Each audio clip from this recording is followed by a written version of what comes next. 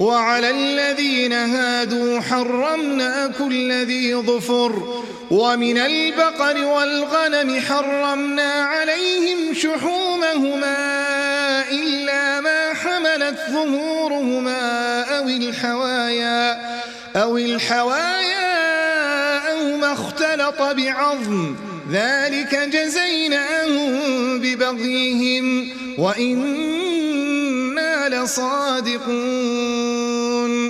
فإن كذبوك فقل ربكم ذو رحمة واسعة ولا يرد بأسه عن القوم المجرمين